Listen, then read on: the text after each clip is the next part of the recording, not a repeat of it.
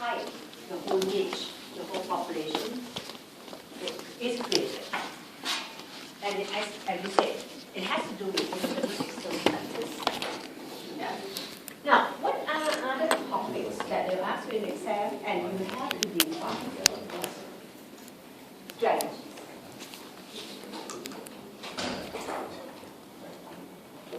What is strategy? Ulrich says strategy has to do with goal, course of action, allocation of resources. Yeah? Strategy is about goal or objective. There must be action and calculations of resources so that the goal is met. So that there must be activities and resources used, yeah, in order that goal is met.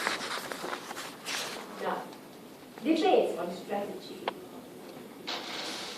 People don't quite agree with common sense idea that strategy is set by the top executive or the board of directors and give it to people down in the hierarchy. Strategy is something to debate on. Yeah? There are many ways we can think of strategy. And we have these perspectives. Four. So in fact, this class we are going to look at these four perspectives. Yeah? Institutionalism, another name to remember, resource dependency, interpersonalism, idealism, you already know them, and population equality. So these are new perspectives. These are perspectives of organization that you have to know them all for this one. The third topic addressed by the syllabus is on power. What is power? Power means, according to Marx, ownership and control of the means of production. That is power. Is zero sum? You know zero sum, yeah? I have, you don't. I win, you lose. What I have is the proportion of what you lose. You know that kind of zero sum game? Yeah? The amount that I gain equal to the amount that I lose. That is zero sum.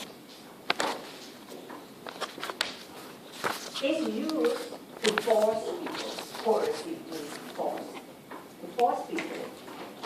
One way to force people effectively is to control their ideas. Or another way to call it, this is alienation. Yeah, that will be over conflict. People know about it. People know that they are being forced to do things they don't want to do.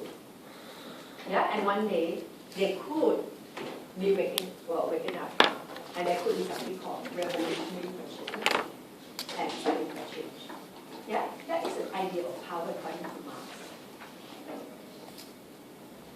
Weber, yeah, he did talk about Weber, and in fact, sociology of power owed a lot to Weber. He was the first guy who really looked at power in organization. What is power? Power is a probability that one actor within a social relationship will be in a position to carry out his will despite resistance. It can come from any sources. It embeds conflicts. In this class, who has power depends on that person has a chance, a probability, a chance of having his or her will met despite resistance. If I have a chance, the probability, yeah, of getting you to do your assignment, even though you don't really do it, even though you resist, I still can get it done. I have the power. So obviously, I don't have power. I don't have power. In the submission of your assignment, only, I don't know, how many I get? I get like what? 16, 17, and I'm supposed to have like 50 in this class? You have 60 in this class? You better submit if you are to be rational. And you pass only thing that matters is whether you put in effort. Full stop. The only thing that matters. Seriously. Okay.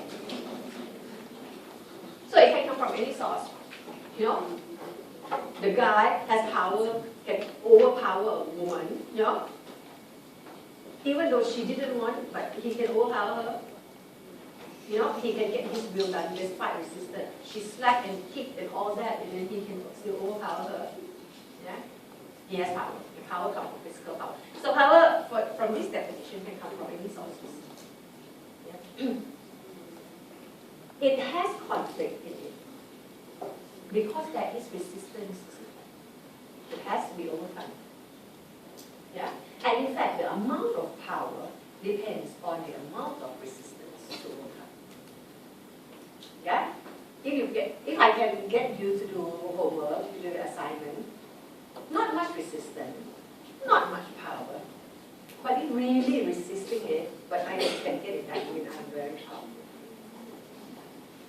Because that's resistance, that is still conflict in this kind of relationship. Well, you can't always force people. Just like Marx, his model is that capitalist class force working class. Of course, you are not happy when you are forced to do things, right? So therefore, one day, people will revolt. Anna Weber, getting smarter with, saying that, you know, forcing people like that won't be effective. It will be long-term expensive and ineffective. He said, power has to be legitimized and institutionalized. Legitimize, make it seem as right. Yes, there is the idea of legitimacy, isn't it? Not legal, you know, but legitimate. Which is more powerful? Of course, legitimate is more powerful. Legal means right by law, yeah? Right by law means it's right, you don't do, you can get caught, you can get punished. You're afraid because you'll be caught. But if you're sure you won't be caught, you won't do it. Legitimacy is very important. It is, you know, when power holder can do things because they are seen as right. They have the right to do it. So power comes from the point of view of the followers. Follower endorse the power of the power holders. Yeah? So you have to make it seen as right. Institutionalize means make it part and parcel of social life. You know, make it structure of social life. Such as in the rise of legal rational authority in modern society. It is right to obey our Prime Minister, yeah, because he has the right to rule. He has the authority. When power is being converted, it's being seen as legitimate. We don't call it power anymore. We call it authority.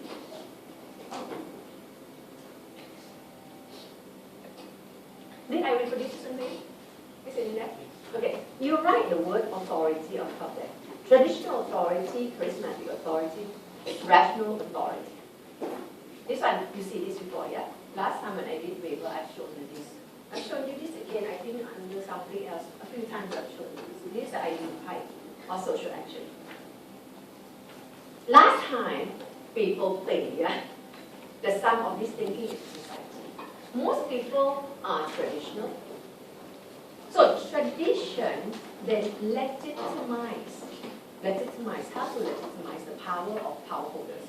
Like how to legitimize king, queen, monarchy as legitimate authority.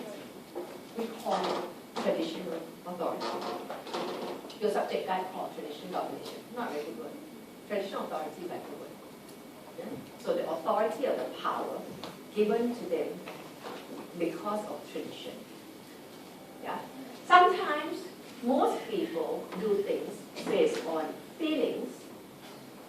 What makes this guy seen as right to rule? Feelings, and we call that charismatic authority. Yeah? The person has charisma. This charisma somehow,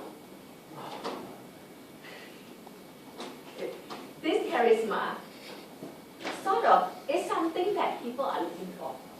Yeah? That's why people endorse that charisma. Okay. Sometimes now we do things because we think, yeah? So how do we endorse our government? We think and say, this is the right thing. This is the right way to govern through maybe democratic means. Okay, so power is now being converted into authority. It will be something that, it will be something that could be effective when large people live and work together, right? So those are two different definitions of power. Yeah? When you write about power, they ask you the exact question I asked for power, you have to define it, right? There are many ways to define power. Marx said it like that, Weber said that. There are a lot more. Okay. Marx and Weber idea is often called one-dimensional approach to power. This is like classic model. Yeah, this is like quite old model.